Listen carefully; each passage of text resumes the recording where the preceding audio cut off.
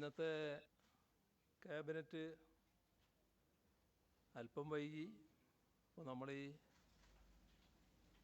വാർത്താ സമ്മേളനവും കുറച്ച് വൈകാനിടയായി. പ്രധാനപ്പെട്ടൊരു കാര്യം തൃശ്ശൂർ പൂരവുമായി അതെന്താന്ന് തൃശ്ശൂർ പൂരവുമായി ബന്ധപ്പെട്ട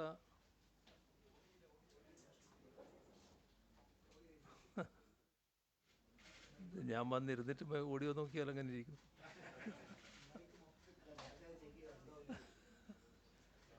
അത് മൈക്കിൽ എന്നോട് എപ്പോൾ ഇങ്ങനെയാണ്.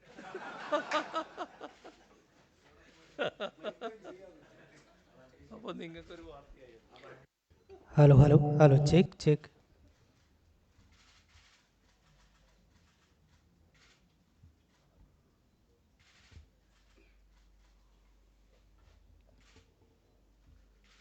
പൂരവുമായി ബന്ധപ്പെട്ടുള്ള ഒട്ടേറെ പ്രശ്നങ്ങൾ ഇത്തവണ ഉണ്ടായല്ലോ. ഇതിൽ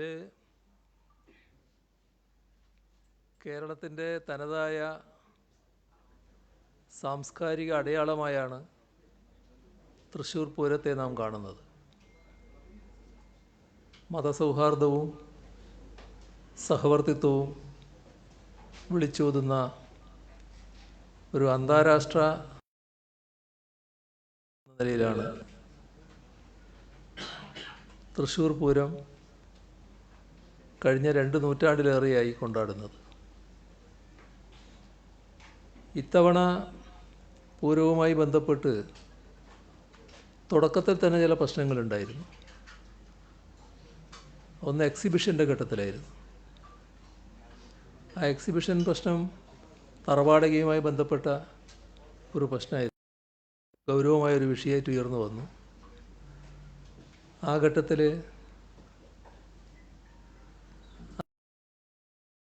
വന്നിരുന്നു. ഇടപെട്ടത് പരിഹാരമാവുകയും ചെയ്തു. ദേവസ്വങ്ങളെല്ലാം ഈ തൃശ്ശൂർ പൂരവുമായി ബന്ധപ്പെട്ട് പ്രവർത്തിക്കുന്ന ദേവസ്വങ്ങളെല്ലാം അതിൽ നല്ല സംതൃപ്തിയാണ് രേഖപ്പെടുത്തിയത്. ഗവൺമെൻറ്റിൻ്റെ ഇടപെടലിനെ നല്ല രീതിയിൽ പ്രകീർത്തിച്ച് തന്നെ അവരെല്ലാവരും സംസാരിക്കുകയുണ്ടായി. അതിൻ്റെ തുടർച്ചയായി ബന്ധപ്പെട്ട് തന്നെ ആനകളുമായി ബന്ധപ്പെട്ട് ചില പ്രശ്നങ്ങൾ ഉയർന്നു വന്നിരുന്നു. അതിലും ഇടപെടാനും നല്ല രീതിയിൽ പരിഹരിക്കാനും കഴിഞ്ഞിരുന്നു. ഇതിലെല്ലാം നാം സ്വീകരിച്ച അല്ലെങ്കിൽ സർക്കാർ സ്വീകരിച്ച നിലപാട് എല്ലാ വിഭാഗം ജനങ്ങളും അണിചേരുന്ന ലോകമെമ്പാടും ശ്രദ്ധിക്കപ്പെടുന്ന പൂരം നമ്മുടെ നാടിൻ്റെ ഏറ്റവും വലിയ ആഘോഷങ്ങളിൽ ഒന്ന് എന്ന നിലയിൽ കുറ്റമറ്റ രീതിയിൽ നടത്താൻ കഴിയുക എന്നുള്ളത് തന്നെയാണ്. അതിനാവശ്യമായ സഹായങ്ങളും സൗകര്യങ്ങളും ചെയ്തു കൊടുക്കുക. ഇതിനാണ് എല്ലാ ഘട്ടത്തിലും സർക്കാർ ശ്രമിച്ചിട്ടുള്ളത്. ഇത്തവണയും ആ നിലക്ക് തന്നെയാണ് പൂരം സംഘടിപ്പിക്കപ്പെട്ടത്. ഇത്തവണത്തെ പ്രത്യേകത ലോക്സഭാ തെരഞ്ഞെടുപ്പിൻ്റെ പ്രചാരണത്തിൻ്റെ ഘട്ടമായിരുന്നു എന്നുള്ളതാണ്. ജനങ്ങൾ വലിയ തോതിൽ പൂരനഗരിയിൽ എത്തുകയും ആഘോഷങ്ങളിൽ പങ്കുകൊള്ളുകയും ചെയ്തു. യഥാർത്ഥത്തിൽ പൂരത്തിൻ്റെ അവസാന ഘട്ടത്തിലാണ് അവിടെ ചില വിഷയങ്ങൾ ഉണ്ടാകുന്നത്. അതുമായി ബന്ധപ്പെട്ട് പൂരം അലങ്കോലപ്പെടുത്താനുള്ള ശ്രമങ്ങളുണ്ടായി എന്നത് ഗൗരവമായി തന്നെ സർക്കാർ കാണുകയുണ്ടായി. അങ്ങനെയാണ് അതിനെക്കുറിച്ചൊരു അന്വേഷണം സമഗ്രമായി നടക്കണം എന്ന് സർക്കാർ നിശ്ചയിക്കുകയും ക്രമസമാധാന ചുമതലയുള്ള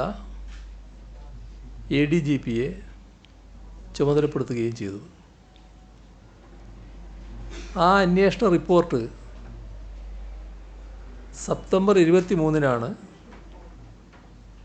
സംസ്ഥാന പോലീസ് മേധാവി സർക്കാരിന് സമർപ്പിക്കുന്നത്. ആ റിപ്പോർട്ട് സെപ്റ്റംബർ 24-ന് എനിക്ക് ലഭിച്ചു. ഈ റിപ്പോർട്ടുമായി ബന്ധപ്പെട്ട് കുറേ കാര്യങ്ങൾ ആ റിപ്പോർട്ടിൽ പറഞ്ഞിട്ടുണ്ട്. പക്ഷേ അതൊരു സമഗ്രമായ അന്വേഷണ റിപ്പോർട്ടായി കരുതാനാവില്ല. ഇവിടെ പലതരത്തിലുള്ള നിയന്ത്രണങ്ങൾ ഈ പൂരം നടത്തിപ്പുമായി ബന്ധപ്പെട്ട് അവിടെ ഏർപ്പെടുത്തേണ്ടി വന്നിട്ടുണ്ട്. അത് എക്സ്പ്ലോസീവ് ആക്ട്, ഈ പെസോ, അതുമായി ബന്ധപ്പെട്ട റെഗുലേഷനുകൾ, വിവിധ വകുപ്പുകൾ ഇക്കാര്യത്തിൽ പുറപ്പെടുവിച്ച മാർഗനിർദ്ദേശങ്ങൾ, പുറ്റിങ്ങൽ വെടിക്കെട്ട് ദുരന്തം സംബന്ധിച്ച് അന്വേഷിച്ച ജുഡീഷ്യൽ കമ്മീഷൻ നൽകിയിട്ടുള്ള ശുപാർശകളുണ്ട്. അതിനുശേഷം ഇത്തരം കാര്യങ്ങളിൽ അതും പരിഗണിക്കപ്പെടുന്നുണ്ട്. മറ്റ് നിയമപരമായ നിബന്ധനകൾ, അവയോടൊപ്പം ബഹുമാനപ്പെട്ട ഹൈക്കോടതിയുടെ വിവിധങ്ങളായ ഉത്തരവുകളുണ്ട്. ഇതെല്ലാം വിവിധ തരത്തിലുള്ള നിയന്ത്രണങ്ങൾ ഏർപ്പെടുത്താനുള്ളതാണ്. പൂരവുമായി ബന്ധപ്പെട്ട വിഷയങ്ങളിൽ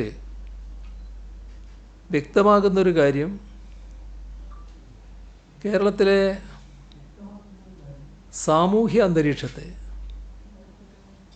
അട്ടിമറിക്കാനുള്ള ശ്രമങ്ങൾ അവിടെ നടന്നിട്ടുണ്ട് എന്നുള്ളതാണ്. അത് വ്യക്തമായ ലക്ഷ്യത്തോടെ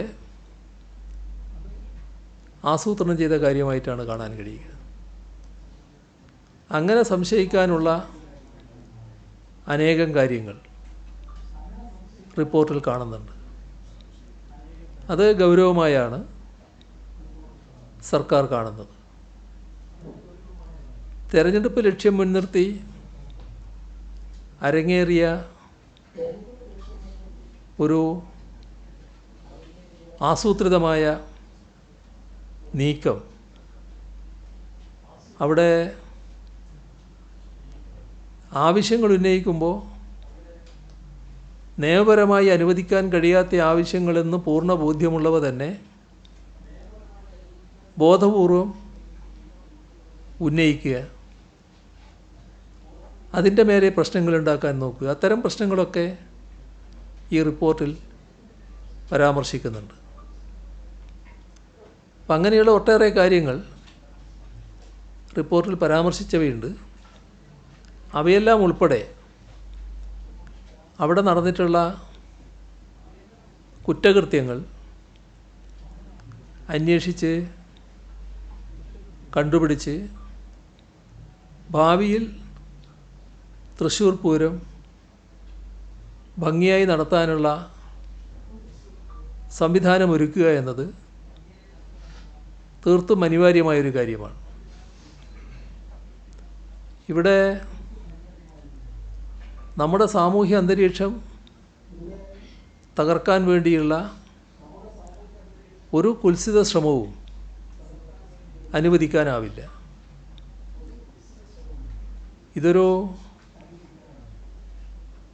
ആഘോഷവും ഉത്സവം അങ്ങനെ മാത്രം ചുരുക്കി കാണേണ്ട ഒരു കാര്യമല്ല. കേരളീയ സമൂഹത്തെ ആകെ ബാധിക്കുന്ന ഗൗരവമേറിയൊരു വിഷയം എന്ന നിലയിലാണ് ഈ പ്രശ്നത്തെ സർക്കാർ കാണുന്നത്. അതുകൊണ്ട് തന്നെ പൂരവുമായി ബന്ധപ്പെട്ട് ഏതെല്ലാം തരത്തിലുള്ള കുറ്റകൃത്യങ്ങൾ നടന്നിട്ടുണ്ട് അത് സംബന്ധിച്ച് ഗൗരവമായി തന്നെ പരിശോധിക്കുക. ഭാവിയിൽ ഒരു തരത്തിലുള്ള പ്രശ്നങ്ങളുമില്ലാതെ ഭംഗിയായി പൂരം നടത്തിക്കൊണ്ടുപോകുന്നതിനുള്ള ഉറപ്പുണ്ടാക്കുക. ഇതാണ് മന്ത്രിസഭ ഇന്ന് ഈ റിപ്പോർട്ടുമായി ബന്ധപ്പെട്ട് ഗൗരവമായി ചർച്ച ചെയ്തത്. അതിൻ്റെ അടിസ്ഥാനത്തിൽ 3 തീരുമാനങ്ങൾ മന്ത്രിസഭയിൽ നിന്ന് എടുത്തിട്ടുണ്ട്. അതിലൊന്ന്, തൃശ്ശൂർ പൂരം നടന്ന അതുമായി ബന്ധപ്പെട്ട ഈ അന്വേഷണ റിപ്പോർട്ടിൽ വെളിപ്പെടുന്ന കുറ്റകൃത്യങ്ങളെ സംബന്ധിച്ച് വിശദമായ അന്വേഷണം നടത്തി നിയമ നടപടി സ്വീകരിക്കാൻ സംസ്ഥാന ക്രൈംബ്രാഞ്ച് മേധാവിയായ ADGP എച്ച് വെങ്കടേഷ് IPSൻ്റെ നേതൃത്വത്തിൽ ഒരു പ്രത്യേക അന്വേഷണ സംഘത്തെ ചുമതലപ്പെടുത്തുക. രണ്ടാമത്തത്,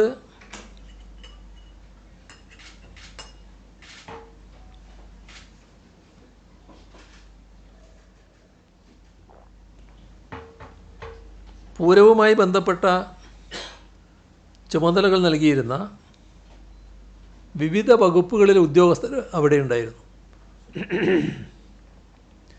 ആ ആരുടെയെങ്കിലും ഭാഗത്ത് നിന്ന് എന്തെങ്കിലും വീഴ്ചകൾ ഉണ്ടായിട്ടുണ്ടെങ്കിൽ അത് അന്വേഷിച്ച് ായി ഇൻ്റലിജൻസ് ADGP മനോജ് എബ്രഹാം IPSനെ ചുമതലപ്പെടുത്തുന്നു.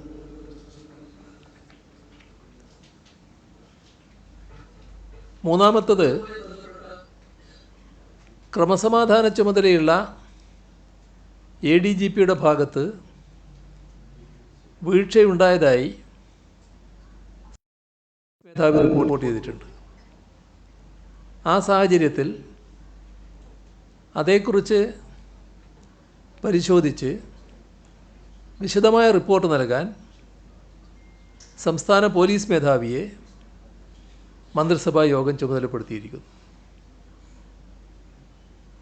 ഇപ്പോൾ നമ്മുടെ പൂരത്തിൻ്റെ ചരിത്രം പരിശോധിച്ചാൽ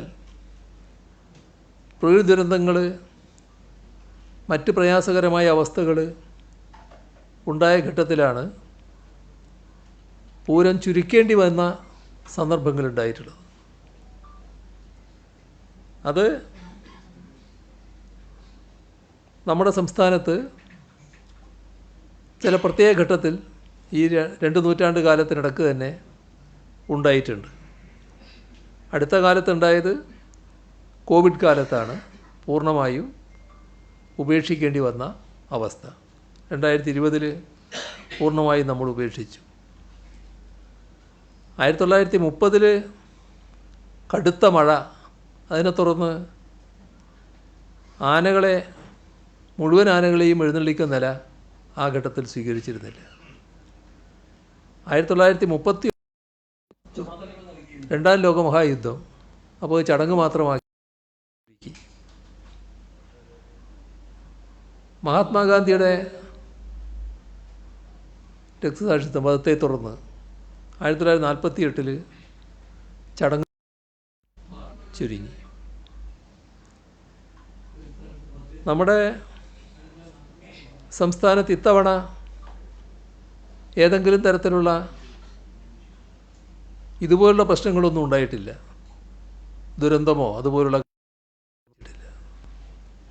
പക്ഷേ ചില പ്രത്യേക രീതിയിലുള്ള ഇടപെടലുകൾ അവിടെ ഉണ്ടാവുകയും പൂരാഘോഷങ്ങൾക്ക് അലങ്കോലമുണ്ടാക്കാനുള്ള ശ്രമം ഉണ്ടാവുകയുമാണ് ഉണ്ടായത്. അത് ആവർത്തിക്കാതിരിക്കത്തക്ക രീതിയിലുള്ള കർശന നടപടികളിലേക്ക് കടക്കുക എന്നതാണ് ഉദ്ദേശിക്കുന്നത്. ഇതാണ് ഒരു കാര്യം. മറ്റൊന്ന്, നമ്മുടെ സംസ്ഥാനം നേരിടേണ്ടി വന്ന മഹാദുരന്തമാണല്ലോ ചൂരൽമല മുണ്ടക്കൈ ദുരന്തം. ഈ കാര്യത്തിൽ വലിയ നഷ്ടമാണ് സംസ്ഥാനത്തിന് സംഭവിച്ചത്. നമ്മൾ ആ നഷ്ടം സംഭവിച്ചപ്പോൾ അക്കാര്യത്തിൽ ഫലപ്രദമായ സഹായം കേന്ദ്ര സർക്കാരിൽ നിന്നും ലഭ്യമാകും എന്നാണ് പ്രതീക്ഷിച്ചത്. പക്ഷേ ഇതേവരെ അത്തരമൊരു സഹായം നൽകുന്ന നിലയുണ്ടായിട്ടില്ല. ഈ വർഷത്തെ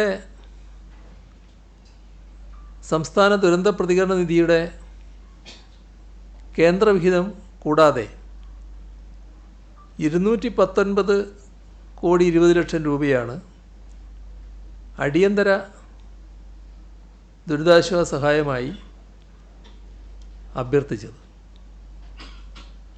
ഇവിടെ കേന്ദ്രവിഹിതം സംസ്ഥാന ദുരന്ത പ്രതികരണ നിധിയിൽ കേന്ദ്രവിഹിതമായ 291 കോടി 20 ലക്ഷം രൂപയുടെ ആദ്യ ഗഡു 145.6 കോടി അനുവദിച്ചിട്ടുണ്ട്, നേരത്തെ അനുവദിച്ചിരുന്നു. രണ്ടാം ഗഡുവായ 145 കോടി 60 ലക്ഷം രൂപ അഡ്വാൻസായി ഇപ്പോൾ അനുവദിച്ചു. അതാണ് ഒക്ടോബർ 1 പ്രസ് ഇൻഫർമേഷൻ ബ്യൂറോ വാർത്താക്കുറിപ്പിൽ നിന്ന് മനസ്സിലാക്കുന്നത്. ഇത് സാധാരണ നടപടിക്രമമാണ്. കാര്യം, ഇത് ദുരന്തത്തിൻ്റെ ഭാഗമായി ലഭിക്കുന്ന പ്രത്യേക സഹായമല്ല എന്നുള്ളതാണ്. സാധാരണഗതിയിലുള്ള ഒരു നടപടിക്രമത്തിൻ്റെ ഭാഗം തന്നെയാണ്. വയനാട് ദുരന്തഘട്ടത്തിലും തുറന്നും സംസ്ഥാനത്തിന് സഹായം നൽകാമെന്ന വാഗ്ദാനം ഉണ്ടായിരുന്നു. ഏറ്റവും ഒടുവിലും ആ വാഗ്ദാനം ലഭിച്ചിരുന്നു. പക്ഷേ പ്രത്യേക സഹായമൊന്നും ഇതേവരെ ലഭ്യമായിട്ടില്ല. ഈ കാര്യം മന്ത്രിസഭാ യോഗം ഇന്ന് ചർച്ച ചെയ്തു. അർഹമായ സഹായം എത്രയും വേഗം ലഭ്യമാക്കണമെന്ന് കേന്ദ്രത്തോട് ഒന്നുകൂടി ആവശ്യപ്പെടാനും കേന്ദ്രത്തിൻ്റെ ശ്രദ്ധയിൽ ഈ വിഷയം ഗൗരവമായി കൊണ്ടുവരുന്നതിനും മന്ത്രിസഭാ യോഗം ഇന്ന് തീരുമാനിച്ചിട്ടുണ്ട്. ഇവിടെ വയനാട് ഉരുൾപൊട്ടലിനെ തുടർന്ന് മാതാപിതാക്കൾ 2 പേര് നഷ്ടപ്പെട്ടു പോയ 6 കുട്ടികളുണ്ട്. മാതാപിതാക്കളിൽ ഒരാൾ നഷ്ടപ്പെട്ട 8 കുട്ടികളുണ്ട്. ഈ 2 മാതാപിതാക്കൾ നഷ്ടപ്പെട്ടു പോയ 6 കുട്ടികൾക്ക് 10 ലക്ഷം രൂപ വീതം, മാതാപിതാക്കൾ ഒരാൾ നഷ്ടപ്പെട്ട 8 കുട്ടികൾക്ക് 5 ലക്ഷം രൂപ വീതം നൽകുന്നതിന് മന്ത്രിസഭാ യോഗം തീരുമാനിച്ചിട്ടുണ്ട്.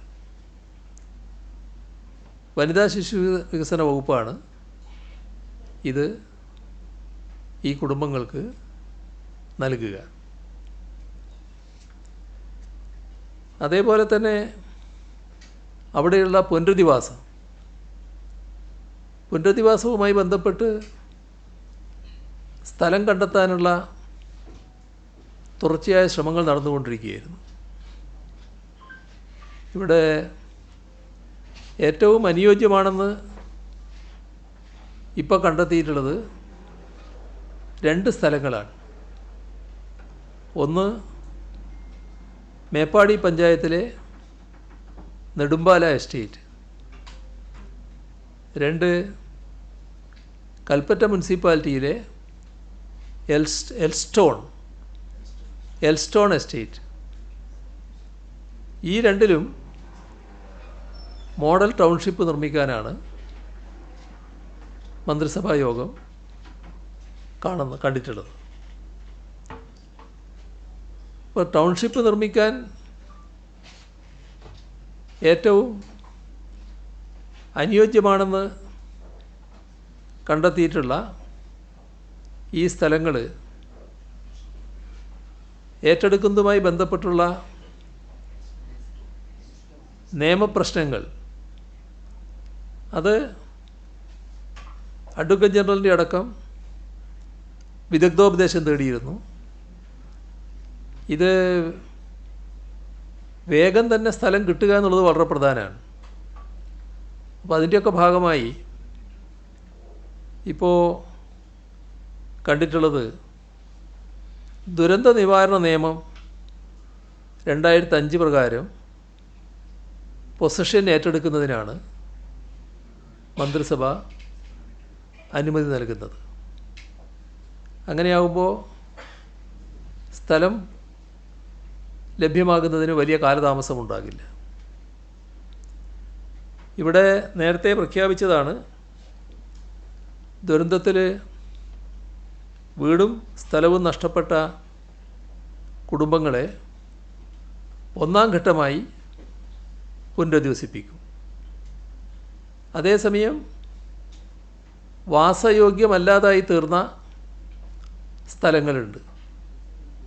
അവിടെ താമസിക്കുന്ന കുടുംബങ്ങളെ രണ്ടാം ഘട്ടമായി പുനരധിവസിപ്പിക്കാനാണ് തയ്യാറാവുക. പുനരധിവാസ പദ്ധതിയുടെ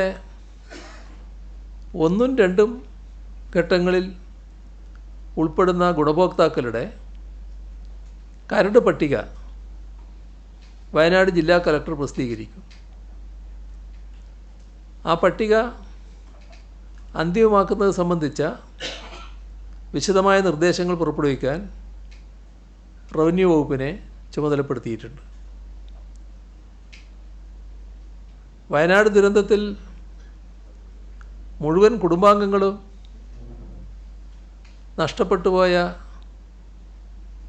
ശ്രുതി എന്ന യുവതിയുടെ ദാരുണമായ സംഭവം നമുക്കെല്ലാവർക്കും അറിയാവുന്നതാണല്ലോ. അവരുടെ പ്രതിശ്രുത വരനും പിന്നെ നഷ്ടപ്പെട്ടുപോയി. അപ്പോൾ ആ ശ്രുതിക്ക് ജോലി നൽകാൻ മന്ത്രിസഭ തീരുമാനിച്ചിട്ടുണ്ട്. ഇതോടൊപ്പം ഷിരൂരിൽ മണ്ണിടിച്ചിലിൽപ്പെട്ട് ആ ലോറിയിൽ അപകടം സംഭവിച്ച് മരണപ്പെട്ട കോഴിക്കോട്ടെ അർജുൻ്റെ കുടുംബത്തിന് 7 ലക്ഷം രൂപ നൽകുന്നതിനും മന്ത്രിസഭാ യോഗം തീരുമാനിച്ചിട്ടുണ്ട്.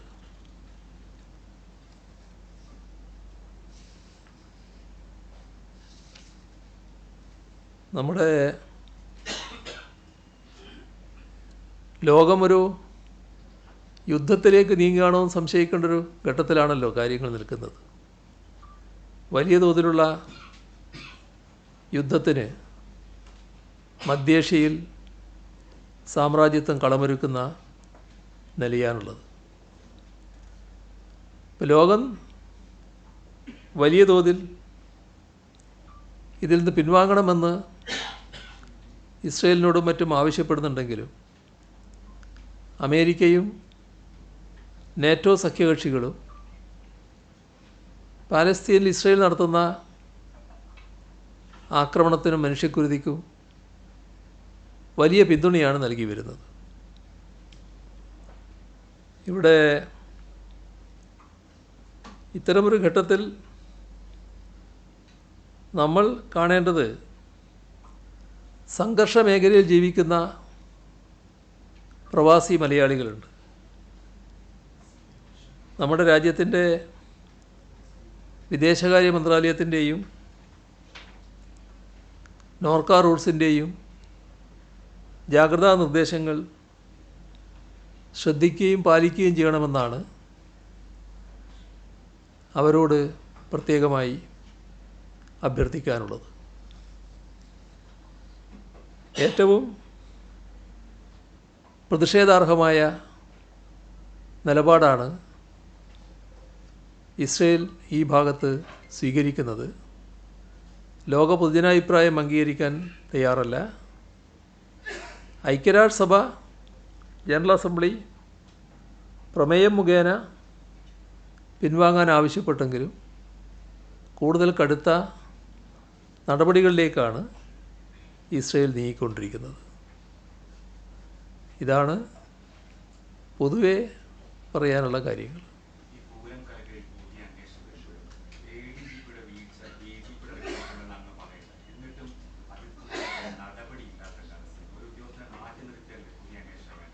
അതിലിപ്പോൾ ഉണ്ടായ സംഭവം ADGPയുടെ റിപ്പോർട്ടിൻ്റെ ഭാഗമായി ആ റിപ്പോർട്ട് DGP ഗവൺമെൻറ് നൽകുക. ആ റിപ്പോർട്ട് നൽകുമ്പോൾ DGP ഒരു കാര്യം ചൂണ്ടിക്കാണിച്ചു. ഇദ്ദേഹം അവിടെ ഉണ്ടായിരുന്നു, അവിടെ എത്താതിരുന്ന കാര്യം. അത് ഒരു പരിശോധനയുടെ ഭാഗമായിട്ടല്ല. അപ്പോൾ പരിശോധന നടക്കണം. അതുമായി ബന്ധപ്പെട്ടുള്ള പരിശോധന നടന്ന് എന്താണ് ഉണ്ടായ വീഴ്ച എന്ന് കൃത്യമായി കിട്ടണം. അതിനാണ് അദ്ദേഹത്തെ തന്നെ ചുമതലപ്പെടുത്തുന്നത്. DGPയെ തന്നെ.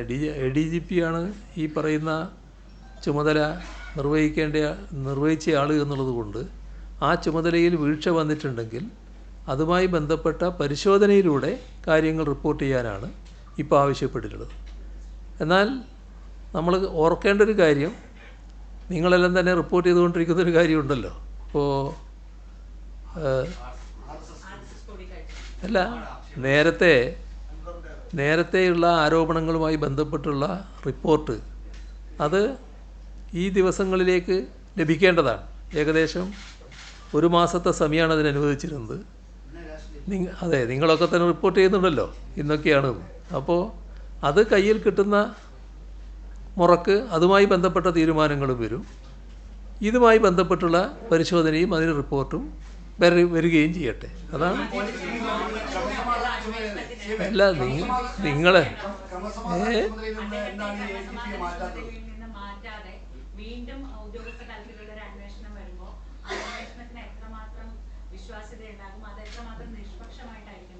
നിഷ്പക്ഷമായി നടക്കുമെന്നുള്ളതിനുള്ള ഉറപ്പാണല്ലോ ഇതൊക്കെ. അദ്ദേഹത്തിൻ്റെ കീഴിലുള്ള ഒരു ഉദ്യോഗസ്ഥനാണ് അന്വേഷിക്കുന്നതെങ്കിൽ നിങ്ങൾ ഈ പറയുന്ന തരത്തിലുള്ള ആശങ്കയുണ്ടാവും. അദ്ദേഹത്തിൻ്റെ മേലെയുള്ള DGP ആണല്ലോ അന്വേഷിക്കുക. അപ്പോൾ DGP തന്നെ അന്വേഷിച്ച് റിപ്പോർട്ട് നൽകുകയാണല്ലോ വേണ്ടത്. അപ്പോൾ DGP ഇപ്പോൾ ഒരു പരിശോധന കൂടാതെയാണ് റിപ്പോർട്ട് നൽകിയത്.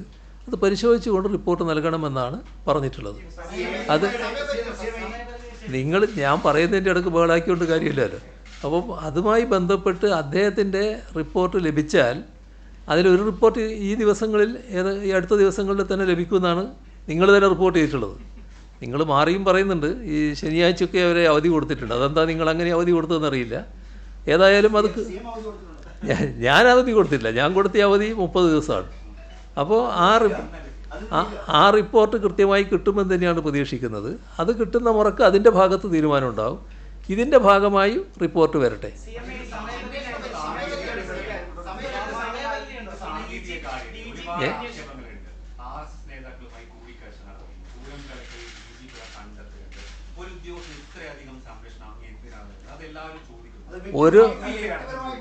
ഇത് സംരക്ഷണത്തിൻ്റെ പ്രശ്നമല്ല. ഒരു ഉദ്യോഗസ്ഥനെ ആ സ്ഥാനത്ത് നിന്ന് എന്തെങ്കിലും നടപടിയെടുക്ക് വിധേയനാക്കുമ്പോൾ അതുമായി ബന്ധപ്പെട്ട കൃത്യമായ റിപ്പോർട്ട് വേണം. ആ റിപ്പോർട്ടിനാണ് കാത്തു നിൽക്കുന്നത്. ആ റിപ്പോർട്ട് ലഭിക്കട്ടെ.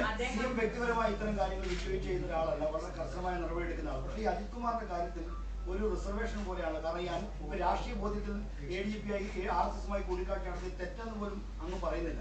പറഞ്ഞ കാര്യം ഞാൻ നേരത്തെ പറഞ്ഞിട്ടുണ്ട്. അത് നിങ്ങൾക്കെല്ലാവർക്കും ഓർമ്മയുള്ളതാണ്. അത് അന്വേഷണ റിപ്പോർട്ട് വരട്ടെ. ആ റിപ്പോർട്ട് വന്നതിന് ശേഷം എന്താണ് തീരുമാനമെടുക്കേണ്ടത് അന്നേരം ആലോചിക്കാമെന്നാണ്. ഒരു ആരോപണം വന്നതിൻ്റെ അടിസ്ഥാനത്തിൽ മാത്രം ഒരാളെ ഒഴിവാക്കുക എന്നുള്ളൊരു നിലപാട് സ്വീകരിക്കുന്നില്ല എന്നാണല്ലോ അതിലൂടെ വ്യക്തമാകുന്നത്. അത് ആരോപണം സംബന്ധിച്ച് അന്വേഷിക്കാനുള്ള അതിൻ്റേതായ നിയതമായ സമ്പ്രദായങ്ങൾ നമുക്കുണ്ട്. ആ സമ്പ്രദായം പ്രകാരം അന്വേഷണം നടക്കട്ടെ. അന്വേഷണം നടന്ന് റിപ്പോർട്ടുകൾ വന്നാൽ ഫലപ്രദമായി നടപടികളിലേക്ക് കടക്കും. നിങ്ങൾ മനസ്സിലാക്കേണ്ടത്, നിങ്ങൾ എല്ലാവരും കൂടി പറഞ്ഞാൽ ഇത് ആർക്കും കേൾക്കാൻ പറ്റില്ല.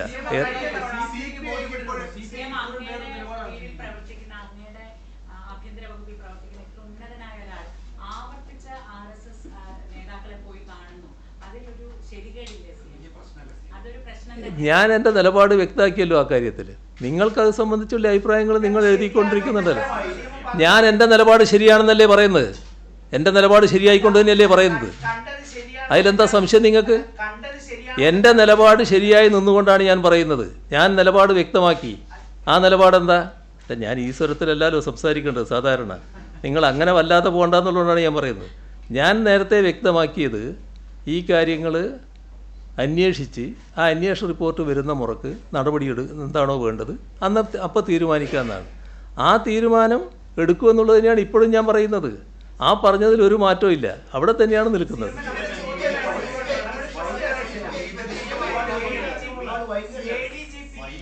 അത് നിങ്ങൾക്കുള്ള അഭിപ്രായം നിങ്ങൾ എഴുതിക്കൊണ്ടിരിക്കുന്നത്. അത് നിങ്ങളിപ്പോൾ ഇവിടെ ആവർത്തിക്കുന്നല്ലേ ഉള്ളൂ. എൻ്റെ നിലപാട് ഞാൻ വ്യക്തമാക്കിയല്ലോ.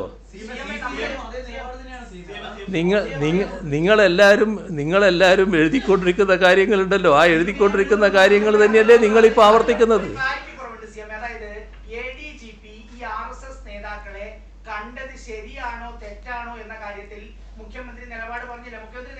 അത് ഞാൻ പറയേണ്ടത് ആ റിപ്പോർട്ടിന് ശേഷമാണ്. അതും ചുമതലപ്പെടുത്തിയിട്ടുണ്ട്. അതുമായി ഞാനൊരു നിലപാട് എടുത്തു കഴിഞ്ഞാൽ പിന്നെ ആ നിലപാടിൻ്റെ ഭാഗമായിട്ടുള്ള നടപടിയല്ലേ വരിക. നിങ്ങൾ മനസ്സിലാക്കേണ്ടത്, നിങ്ങൾ ആഗ്രഹിക്കുന്ന നിലപാടിനനുസരിച്ചിട്ടുള്ള ഒരു നിലപാട് എൻ്റെ ഭാഗത്ത് ഉണ്ടാകണമെന്ന് നിർബന്ധിക്കരുത്. അപ്പോൾ അതിൽ കാണേണ്ടത് പരിശോധന കഴിഞ്ഞ് ആ പരിശോധനയുടെ ഭാഗമായി വരുന്ന റിപ്പോർട്ട് എന്താണോ അതിൻ്റെ ഘട്ടത്തിലാണ് ഞാൻ എൻ്റെ നിലപാട് പറയേണ്ടത്. അല്ലാതെ ഞാൻ പറഞ്ഞു തീരട്ടെ. അല്ലാതെ അതിനു മുൻപ് ധൃതി പിടിച്ച് ആ നിലപാട് പറയലല്ല ഔചിത്യം.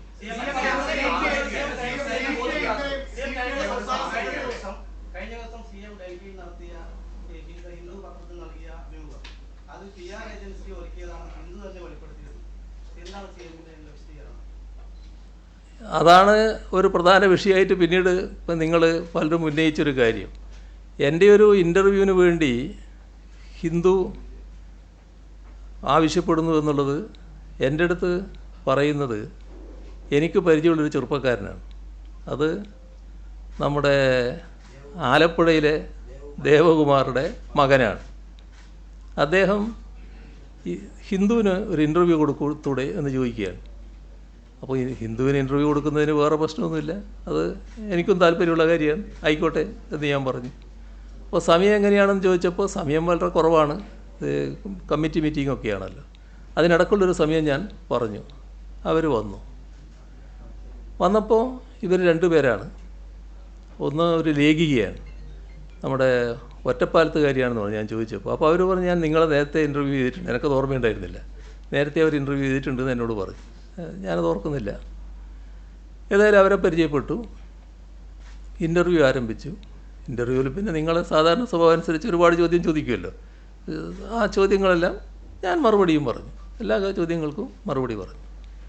അതിലൊരു ചോദ്യം അൻവറിൻ്റെ പ്രശ്നവുമായി ബന്ധപ്പെട്ടായിരുന്നു. ഞാൻ പറഞ്ഞു അത് ഞാൻ വളരെ വിശദമായി പറഞ്ഞു കഴിഞ്ഞതാണ്. അത് വീണ്ടും ഞാൻ ആവർത്തിക്കുന്നില്ല. നമുക്കിന്ന് അത്ര സമയവുമില്ല. അതുകൊണ്ട് അതിലേക്ക് ഞാനിപ്പോൾ വിശദമായിട്ട് പോകുന്നില്ല എന്ന് പറഞ്ഞ് അവസാനം അവർ പറഞ്ഞു, നല്ല വിഷമകരമായ ചോദ്യമൊക്കെ ഞാൻ ചോദിച്ചിരുന്നു, പക്ഷേ നിങ്ങളെല്ലാറ്റിനും നല്ല നിലക്കാണ് മറുപടി പറഞ്ഞത് എന്നൊക്കെ പറഞ്ഞ് പിരിയുകയും ചെയ്തു. പക്ഷേ ഇൻ്റർവ്യൂ പ്രസിദ്ധീകരിച്ച് വന്നപ്പോൾ ആ പ്രസിദ്ധീകരിച്ചതിൽ ഞാൻ പറയാത്ത ഭാഗമുണ്ടായി. എന്നോട് ചോദിച്ച ചോദ്യങ്ങൾക്കെല്ലാം ഞാൻ കൃത്യമായിട്ട് ഉത്തരം പറഞ്ഞാണല്ലോ. നിങ്ങൾക്ക് അറിയാമല്ലോ ഞാൻ എൻ്റെ നിലപാടുകൾ എന്താണെന്നുള്ളത്. ഈ ഒരു ജില്ലയെ, ഏതെങ്കിലും ഒരു ജില്ലയെയോ ഏതെങ്കിലും ഒരു വിഭാഗത്തെയോ പ്രത്യേകമായി കുറ്റപ്പെടുത്തി അങ്ങനെ സംസാരിക്കുന്ന ഒരു രീതി എൻ്റെ ഒരു പൊതുപ്രവർത്തന രംഗത്ത് നിങ്ങൾക്കാർക്കെങ്കിലും കാണാൻ കഴിഞ്ഞിട്ടുണ്ടോ ഇതേവരെ? അങ്ങനെയൊരു നില എൻ്റെ ഭാഗത്ത് ഉണ്ടാവില്ലല്ലോ. പക്ഷേ ഇവർക്ക് അതിൻ്റെ അത്തരത്തിലുള്ള ഒരു എൻ്റേതായിട്ട് എങ്ങനെ കൊടുക്കാൻ കഴിഞ്ഞു എന്നുള്ളത് മനസ്സിലാക്കാനേ കഴിയാത്ത കാര്യമാണ്. അതിന് പിന്നെ അവരുടെ വിശദീകരണം വന്നിട്ടുണ്ട്. ഇതിൽ കാണേണ്ടത് ഞാനോ സർക്കാരോ ഒരു PR ഏജൻസിയെയും ചുമതലപ്പെടുത്തിയിട്ടില്ല. നിങ്ങൾ ചിലർ ചോദിക്കുന്നുണ്ട് എത്ര പൈസയാണ് കൊടുത്തത്. ഒരു പൈസയും ഈ PR ഏജൻസിക്ക് വേണ്ടി ഞാനോ സർക്കാരോ ചെലവഴിച്ചിട്ടുമില്ല. ഇത് ഈ ദേവകുമാറിൻ്റെ മകൻ എന്ന് പറയുന്നത് രാഷ്ട്രീയമായി ചെറുപ്പം മുതലേ ഞങ്ങളുടെ കൂടെ നിൽക്കുന്നൊരു ആളാണ്. കൃത്യമായ രാഷ്ട്രീയ നിലപാടുള്ള ആളാണ്. പിന്നെ ദേവകുമാറും നമ്മളൊക്കെ ബന്ധം എല്ലാവർക്കും അറിയാമല്ലോ. അപ്പോൾ അതിൻ്റെ ഭാഗമായി അയാളിങ്ങനെ പറഞ്ഞപ്പോൾ ഒരു ഇൻ്റർവ്യൂ ആകാമെന്ന് സമ്മതിച്ചു എന്നുള്ളത് മാത്രമേ ഉള്ളൂ. അതിൻ്റെ അയാളെ നയിച്ചിട്ടുണ്ടാകുക അത് ആ രാഷ്ട്രീയ നിലപാടിൻ്റെ ഭാഗമായിട്ട് തന്നെയാണ്. മറ്റു കാര്യങ്ങൾ അവർ തമ്മിൽ തീരുമാനിക്കേണ്ടത് എനിക്കറിയില്ല.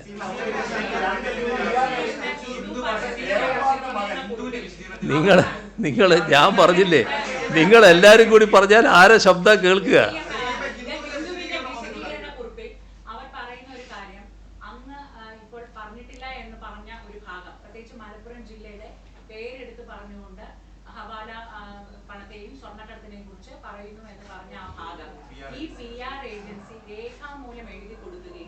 മുഖ്യമന്ത്രി മുൻപ് പറഞ്ഞൊരു കാര്യമാണ്, അതുകൊണ്ട് അത് ഉൾപ്പെടുത്തണമെന്ന് അവരോട് ആവശ്യപ്പെടുകയും ചെയ്തു എന്നുള്ളത് ഹിന്ദു വ്യക്തമാക്കിയിട്ടുണ്ട്. അപ്പോൾ അങ്ങനെ അങ്ങയുടെ അറിവില്ലാതെയാണോ അവർ അത് ആവശ്യപ്പെട്ടതെന്നുണ്ടെങ്കിൽ ഈ PR ഏജൻസി എന്ന് പറഞ്ഞ അങ്ങയുടെ അഭിമുഖത്തിന് സമയത്ത് അവിടെ ഉണ്ടായിരുന്നു എന്ന് പറയുന്നവർക്കെതിരെ നിയമ നടപടി കേസെടുക്കാൻ സർക്കാർ തയ്യാറാകും. അതിൽ മനസ്സിലാക്കേണ്ട കാര്യം ഈ പറയുന്ന തരത്തിൽ ഒരു ഭാഗം സാധാരണഗതിയിൽ അങ്ങനെ കൊടുക്കാൻ പാടില്ലല്ലോ. അതുകൊണ്ടാണല്ലോ മാന്യമായിട്ട് തന്നെ ഹിന്ദു അതിനകത്ത് ഖേദം രേഖപ്പെടുത്തുന്ന അവസ്ഥയുണ്ടായത്. വളരെ മാന്യമായ നിലയാണ് അവർ സ്വീകരിച്ചത്. ഏതെങ്കിലും ഒരു ഭാഗം കിട്ടിയാൽ ആ കിട്ടിയതിൻ്റെ ഭാഗമായിട്ട് ഞാൻ പറഞ്ഞതായിട്ട് കൊടുക്കാൻ പാടുണ്ടോ? ഞാൻ പറയല്ലേ, ഞാൻ പറഞ്ഞ കാര്യങ്ങൾ നിങ്ങളെല്ലാവരും ഇപ്പോൾ എഴുതുക മാത്രമല്ലല്ലോ, ഫോണിൽ റെക്കോർഡ് ചെയ്യില്ലേ. ആ ഫോൺ അവിടെ വെച്ചുകൊണ്ട് റെക്കോർഡ് ചെയ്തുകൊണ്ടിരിക്കുന്നുണ്ടല്ലോ. ഇതിനൊന്നും ഞാൻ ഉത്തരം പറയാതിരിക്കുന്നില്ല. ആകെ ഉത്തരം പറയാതിരുന്ന ഒരു കാര്യം മാത്രമല്ല, അത് ഞാൻ പറഞ്ഞല്ലോ. ഈ അൻവറിൻ്റെ കാര്യം വന്നപ്പോൾ അത് ഉത്തരം പറയാൻ വിഷമിച്ചതുകൊണ്ടല്ല, ദീർഘമായിട്ട് പറയേണ്ടതാണ്. നേരത്തെ ഞാൻ ദീർഘമായി പറഞ്ഞിട്ടുണ്ട്, അതുകൊണ്ട് പറയുന്നില്ല എന്നാണ് ഞാൻ പറഞ്ഞത്. അപ്പോൾ അതുമായി ബന്ധപ്പെട്ട് അവർ തമ്മിലുള്ള കാര്യങ്ങൾ എന്താണ് നടന്നതെന്ന് എനിക്ക് കൃത്യമായിട്ട് പറയാൻ പറ്റില്ല. പക്ഷേ അതേസമയം ഈ പറയുന്ന ഏതെങ്കിലും ഭാഗം അവരവരുടെ അടുക്കൽ നിന്ന് വാങ്ങിയിട്ടുണ്ടോ, ഈ പറയുന്ന ചെറുപ്പക്കാരൻ്റെ അടുക്കൽ നിന്ന് വാങ്ങിയിട്ടുണ്ടോ എന്ന് പരിശോധിക്കേണ്ട കാര്യമാണ്. അവിടെ ഞാൻ സംസാരിച്ചുകൊണ്ടിരിക്കുമ്പോൾ ഒരാൾ കൂടി കടന്നു വരുന്നുണ്ട്. ഇവർ രണ്ടാളാണ് ആദ്യം വന്നത്, പിന്നെ ഒരാൾ കൂടി കടന്നു വരുന്നുണ്ട്. ഞാൻ അയാളെ കാണുന്നത് എങ്ങനെയാണ്? ഈ വന്ന ഹിന്ദുവിൻ്റെ മാധ്യമപ്രവർത്തകയുടെ കൂടെയുള്ള ആളെന്നേ ഞാൻ മനസ്സിലാക്കുന്നുള്ളൂ. പിന്നെയാണ് പറയുന്നത് അത് ഏതോ ഒരു ഏജൻസിയുടെ ആളാണെന്ന്. എനിക്ക് അത്തരം ഒരു ഏജൻസി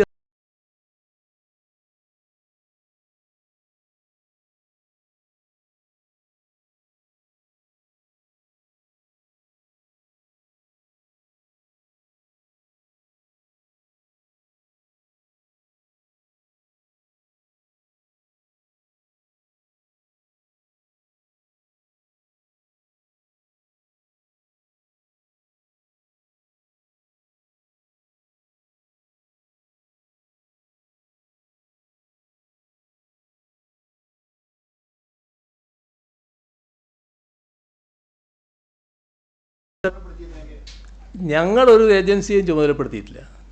ഞങ്ങളെന്ന് പറഞ്ഞാൽ ഗവൺമെൻറ് ഒരു ഏജൻസിയെയും ചുമതലപ്പെടുത്തിയിട്ടില്ല. അത്തരം ഒരു ഏജൻസിയും ഗവൺമെൻറ് ഭാഗമായി പ്രവർത്തിക്കുന്നുമില്ല.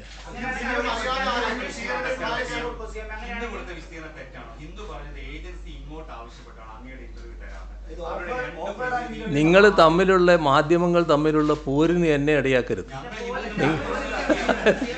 നിങ്ങൾ ആ വഴി സ്വീകരിക്കരുത്.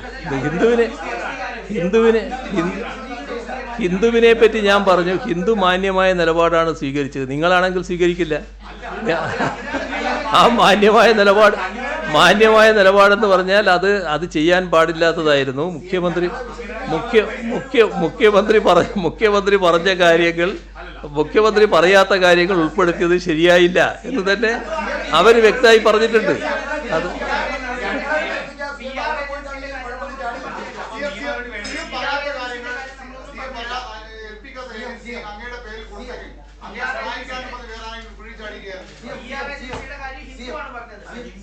ഞാൻ പറഞ്ഞില്ലേ, അതുമായി ബന്ധപ്പെട്ടുള്ള കാര്യം ഞാൻ പറഞ്ഞല്ലോ. ആ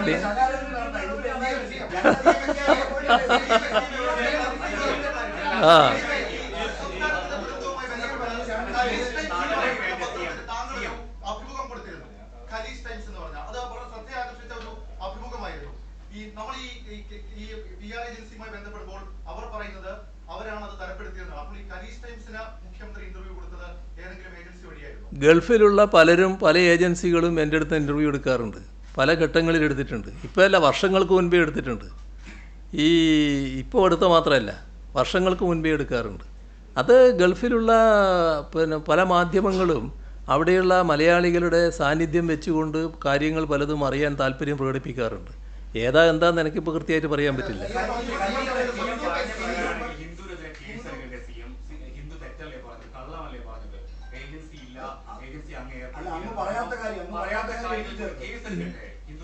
ഇത് ഞാൻ പറഞ്ഞല്ലോ, ഞാൻ കൃത്യമായി പറഞ്ഞല്ലോ അതിൻ്റെ കാര്യങ്ങൾ. അതിന് അവരും മാന്യമായ നിലപാടെടുത്തല്ലോ.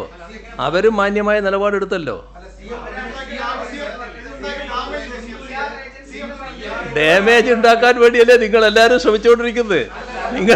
നിങ്ങൾ എത്രമാത്രം ഡാമേജ് എനിക്ക് ഉണ്ടാക്കാൻ പറ്റുമെന്നാണല്ലോ നിങ്ങൾ നോക്കിക്കൊണ്ടിരിക്കുന്നത്.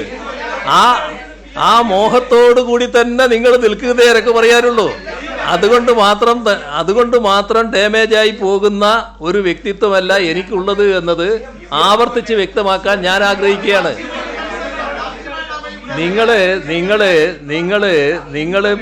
നിങ്ങൾ എല്ലാവരും കൂടി ശബ്ദിച്ചാൽ ഇങ്ങനെ ഇരിക്കും.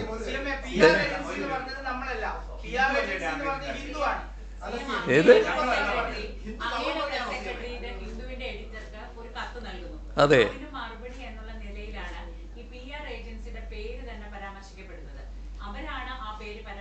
അതെ, അതിനാണ് ഞങ്ങൾ വ്യക്തമാക്കുന്നത്. അത്തരമെന്നല്ല, ഒരു PR ഏജൻസിയും ഞങ്ങൾക്ക് ചുമതലപ്പെടുത്തിയിട്ടില്ല. ഞങ്ങളുടെ ഭാഗമായിട്ടൊരു PR ഏജൻസിയും പ്രവർത്തിക്കുന്നില്ല.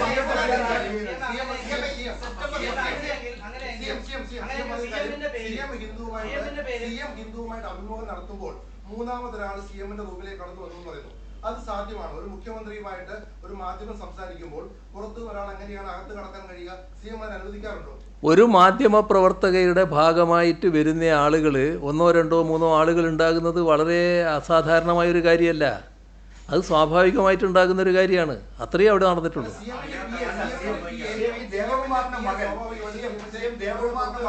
ദേവകുമാറിന്റെ മകൻ ഒരു പ്രധാനപ്പെട്ട ഒരു പൊളിറ്റിക്കൽ സ്ട്രാറ്റജി വിഭാഗത്തിന്റെ റിലയൻസിന്റെ ഉദ്യോഗസ്ഥനാണ്. അങ്ങനെ വ്യക്തിപരമായി അറിയുന്ന ആളായിരിക്കും. പക്ഷെ അദ്ദേഹത്തിന്റെ കൂടെ വന്ന ആളും ഒരു കേസ് എന്ന് പറഞ്ഞ ഒരു ഈ PR സ്ഥാപനത്തിന്റെ ഹെഡാണ്. അപ്പോൾ ഇവർ രണ്ടുപേരും കൂടി വരുന്ന ഒരു ഇന്റർവ്യൂ തരപ്പെടുത്തി കൊടുക്കുന്നതാണ് ഹിന്ദുവിന്റെ വിശദീകരണം. അതിനെക്കുറിച്ച് എനിക്കറിയില്ല. എനിക്കറിയാവുന്ന കാര്യം അതാണല്ലോ നിങ്ങളുടെ അടുത്ത് എനിക്ക് പറയാൻ പറ്റുക. എനിക്കറിയാവുന്ന കാര്യം ഈ ഹിന്ദുവിൻ്റെ ഒരു ഇൻ്റർവ്യൂവിന് അവർക്ക് താല്പര്യമുണ്ട്. നിങ്ങളൊരു സമയം കൊടുക്കൂ എന്നുള്ളത് ഈ പറയുന്ന ദേവകുമാറിൻ്റെ മകൻ ചോദിച്ചു എന്നുള്ളത് ശരിയാണ്. അതിന് സമയം കൊടുത്തു എന്നുള്ളത് ശരിയാണ്. അങ്ങനെയാണ് അവർ വരുന്നത്. അതാണ് ഉണ്ടായത്.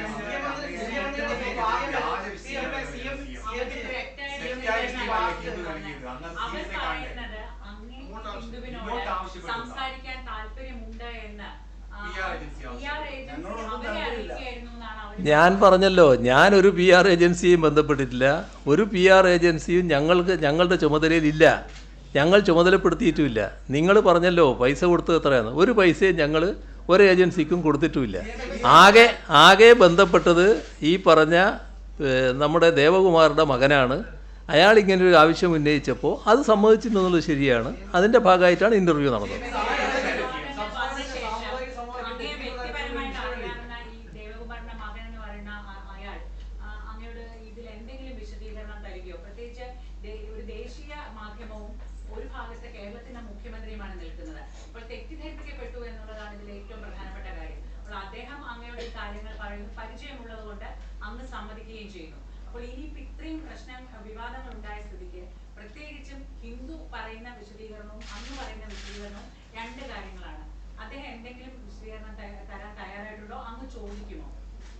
എന്നെ ഇതുവരെ അദ്ദേഹം ബന്ധപ്പെട്ടിട്ടില്ല.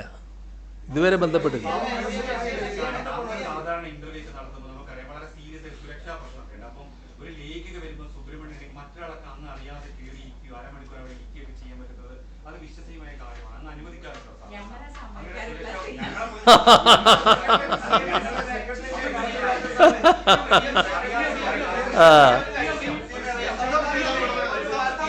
വർഗീയ കലാപത്തിന് സാധ്യതയില്ല രീതിയിലുള്ള ഒരു പരാമർശമാണല്ലോ സ്വാഭാവിക ഈ പത്രത്തിൽ വന്നത്. അങ്ങനെയെങ്കിൽ ഈ സുബ്രഹ്മണ്യത്തിനെതിരെ ഒരു നടപടി വേണ്ടേ CM-എ? ആരോ CM-നെ കുഴിയിൽ ചാടിക്കാനുള്ള ഒരു ശ്രമം, സർക്കാരിന്റെ നീക്കങ്ങളെ തടയാനുള്ള ഒരു ശ്രമം, അതിലേക്ക് ബോധപൂർവ്വം CM പറയാത്ത മലപ്പുറം എന്ന വാക്ക് വരുന്നു. വേറെ എന്തോ ഉദ്ദേശം അതിന്റെ പിറകിലുണ്ടോ CM-എ? അത് തമാശയായിട്ട് വിട്ടാൽ മതി, അതൊരു അന്വേഷണമാണ്. ഏതായാലും നിങ്ങൾ ഞാൻ പറയാത്തതാണ് എന്ന് പറഞ്ഞ് അംഗീകരിച്ചതിന് നന്ദി. അത് ഇപ്പോഴെങ്കിലും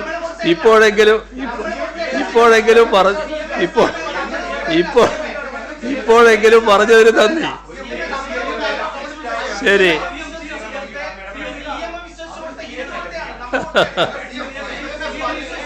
ഇതില് ഏത് തൃശ്ശൂർ പൂരം കലക്കാൻ വേണ്ടി ശ്രമം നടക്കുന്ന ശ്രമം ഉണ്ടായിരുന്നു അങ്ങ് പറഞ്ഞു. അതിനകത്ത് ഉയരുന്ന ഒരു ആരോപണം സംഘപരിവാറിന്റെ ഇടപെടലാണ്. അത്തരത്തിൽ ഇടപെടൽ ഉണ്ടായിട്ടുണ്ടോ അങ്ങയുടെ? ഇതിനകത്ത് ശരിയല്ലാത്ത രീതിയിലുള്ള ചില ഇടപെടലുകൾ, ശ്രമങ്ങൾ ഉണ്ടായി എന്ന് സൂചനകളുണ്ട്. അതിൽ സംഘപരിവാറിനെ പറ്റിയും ചില ആക്ഷേപങ്ങൾ നിലനിൽക്കുന്നുണ്ട്.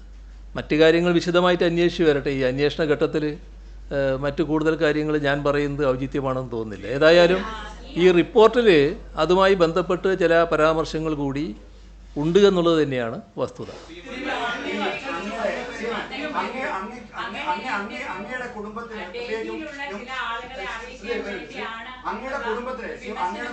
വേണ്ടിയാണ് അങ്ങ് ചില കാര്യങ്ങൾ അജിത് കുമാറിന് വിട്ടുവീഴ്ച എന്നുള്ള അൻവർ ആരോപിക്കുന്നത്. മാത്രമല്ല മരുമകന് വേണ്ടിയാണെന്നുള്ള ആരോപണമൊക്കെ വരുത്തി. ഇത് എന്താണ് പറയാനുള്ളത്? എന്താ ഞാൻ പറയുക? അതിന് എന്താ പറയേണ്ടത്? അല്ല, നിങ്ങൾ പറ, ഞാൻ എന്താ പറയേണ്ടത്? അല്ല, അതല്ല, അൻവർ എന്ന് പറയുന്നത് ഈ തുടങ്ങുമ്പോൾ തന്നെ നമുക്കെല്ലാവർക്കും മനസ്സിലായല്ലോ. നിങ്ങൾക്ക് മനസ്സിലായിട്ടുണ്ടാവും നല്ലതുപോലെ, എനിക്കും നേരത്തെ തന്നെ മനസ്സിലായില്ല. അല്ല, തുടങ്ങുമ്പോൾ തന്നെ നമുക്കും അതിനെപ്പറ്റിയൊരു ധാരണയുണ്ടായിരുന്നു. പക്ഷേ നമ്മൾ ആ ധാരണയല്ലല്ലോ പ്രകടിപ്പിച്ചത്. അദ്ദേഹം ഒരു MLA ആണ്. MLA എന്ന നിലയ്ക്ക് ഉന്നയിക്കുന്ന പ്രശ്നങ്ങൾ അതിൻ്റേതായ ഗൗരവത്തിലെടുക്കുകയാണല്ലോ ചെയ്തത്. അതിലൊരു ഗൗരവക്കുറവും കാണിച്ചില്ലല്ലോ. അതിൻ്റെ ഭാഗമായി അന്വേഷണത്തിന് സംവിധാനങ്ങൾ ഒരുക്കി. അന്വേഷണം ഫലപ്രദമായി നടന്നുകൊണ്ടിരിക്കുന്നു. അപ്പോൾ അതാ മെല്ലെ മെല്ലെ മാറി മാറി വരുന്നു. ആ മാറ്റം നിങ്ങൾ കണ്ടുകൊണ്ടിരുന്നതാണല്ലോ. അത് നേരെ എവിടെയെത്തി? CPM പാർലമെൻ്ററി പാർട്ടിയിൽ നിന്നും LDFിൽ നിന്നും വിടുന്നുവെന്ന് പ്രഖ്യാപിക്കുന്ന നിലയിലേക്ക് എത്തി ഒരു ഘട്ടം. പിന്നെ ഏതെല്ലാം തരത്തിൽ തെറ്റായ രീതിയിൽ കാര്യങ്ങൾ അവതരിപ്പിക്കാൻ പറ്റുമെന്നുള്ളതിൻ്റെ ശ്രമം നടന്നു. അതിൽ കേരളത്തിൽ എല്ലാ കാലത്തും ഞങ്ങൾ സ്വീകരിക്കുന്ന നിലപാട് വർഗീയതയ്ക്കെതിരെ ഉറച്ച നിലപാടാണെന്ന് എല്ലാവർക്കും അറിയാം. ഇപ്പം ഞങ്ങൾ രാഷ്ട്രീയമായി നേരിടാൻ താല്പര്യമുള്ളവർ ചിലപ്പോൾ അത് സമ്മതിക്കില്ല, പരസ്യമായി സമ്മതിക്കില്ല. പക്ഷേ അവരെല്ലാവരും ഉൾക്കൊള്ളുന്നൊരു കാര്യമുണ്ട്. ഏറ്റവും ശക്തമായി വർഗീയ വിരുദ്ധ നിലപാട് സ്വീകരിക്കുന്ന കൂട്ടർ ഞങ്ങളാണ് എന്നുള്ളത്. അത് CPIM ആയാലും LDF ആയാലും LDF സർക്കാരായാലും എല്ലാം ആ നില തന്നെയാണ് സ്വീകരിച്ചു പോകുന്നത്. ഇതിൽ ഏറ്റവും അധികം അമർഷമുള്ളവർ വർഗീയ ശക്തികളാണ്. അതിൽ ഒരു ഭാഗത്ത് ഭൂരിപക്ഷ വർഗീയതയുണ്ട്, വേറൊരു ഭാഗത്ത് ന്യൂനപക്ഷ വർഗീയതയുണ്ട്. ഈ വർഗീയ ശക്തികൾ സ്വാഭാവികമായും ഇതിന് ഞങ്ങൾക്കെതിരെ എന്തെല്ലാം തരത്തിൽ കാര്യങ്ങൾ നീക്കാൻ പറ്റും എന്ന് എല്ലാ ഘട്ടത്തിലും ആലോചിക്കാറുണ്ട്. അതിൽ ചിലർ ഞങ്ങളെ കൂടെ ആളുകൾ അണിനിരക്കുന്നതിന് വല്ലാതെ അസഹിഷ്ണുത കാണിക്കാറുണ്ട്. കാരണം അതിനോടവർക്ക് പൊരുത്തപ്പെടാനാവുന്നില്ല. എങ്ങനെയെങ്കിലും ഇത്തരം വിഭാഗങ്ങളെ, ഞങ്ങളോടൊപ്പം അണിനിരക്കുന്നവരെ തിരിച്ചു കൊണ്ടുവരണം, അല്ലെങ്കിൽ പിന്തിരിപ്പിച്ച് കൊണ്ടുപോകണം എന്നാഗ്രഹിക്കുന്നുണ്ട്. അതിനുവേണ്ടി പലതരത്തിലുള്ള തെറ്റായ പ്രചരണങ്ങൾ നടത്താറുണ്ട്. അതിലൊന്ന്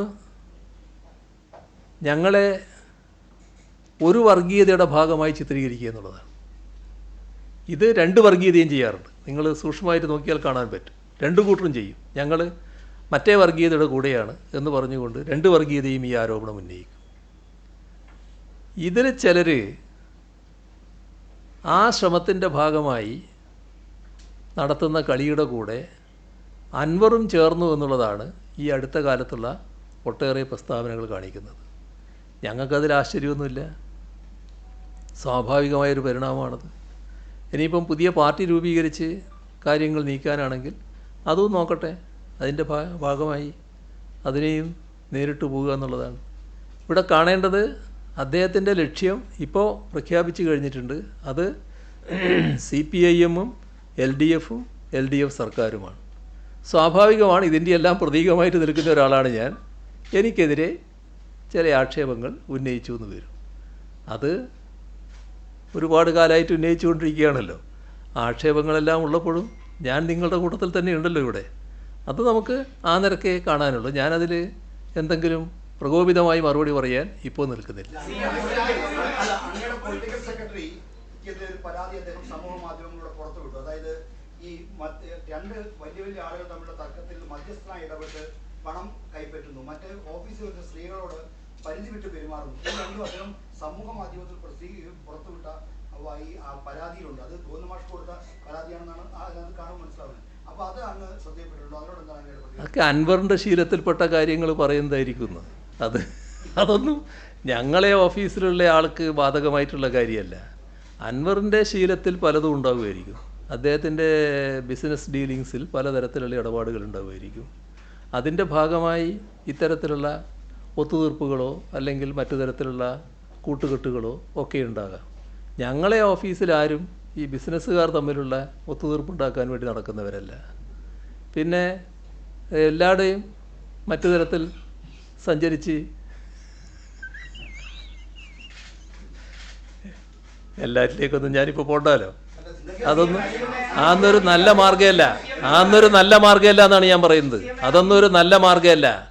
ആ നല്ല മാർഗമല്ലാത്ത വഴി അൻവർ സ്വീകരിക്കുമ്പോൾ അതിൻ്റെതായ രീതിയിൽ അതിനോട് പ്രതികരിക്കാൻ ഇപ്പം ഞാൻ നിൽക്കുന്നില്ല എന്ന് മാത്രമേ ഉള്ളൂ. ഏതായാലും ഞാൻ നേരത്തെ പറഞ്ഞിട്ടുണ്ട്, അവജ്ഞയോടെ ആ അധിക്ഷേപങ്ങളെല്ലാം തള്ളിക്കളയുകയാണ്. ഒരു തരത്തിലുള്ള സംശയത്തിൻ്റെ നിഴലിലുമല്ല എൻ്റെ ഓഫീസിലിരിക്കുന്നവർ നിൽക്കുന്നത്.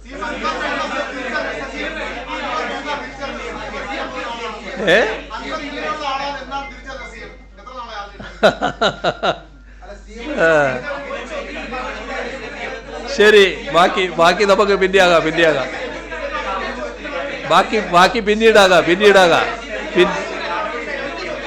പിന്നീടാകാം. നിങ്ങളെല്ലാവരും കൂടി ഇങ്ങനെ വളരെ ശബ്ദമെടുത്ത് പറഞ്ഞുകൊണ്ടിരിക്കുകയാണ്.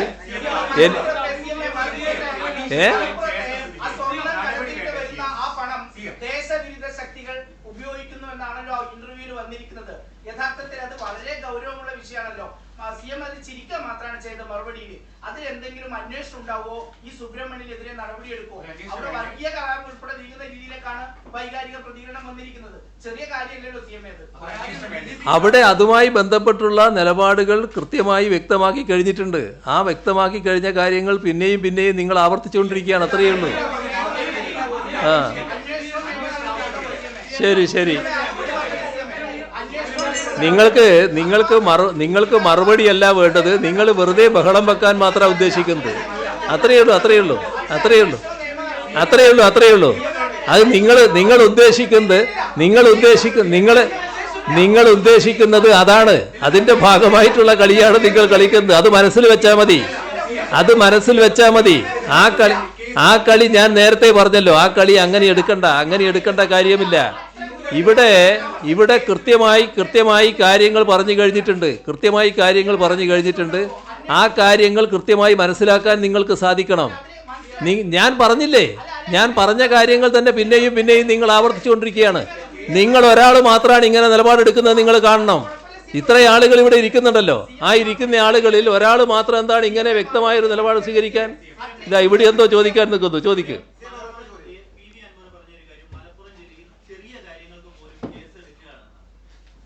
വളരെ ചെറിയ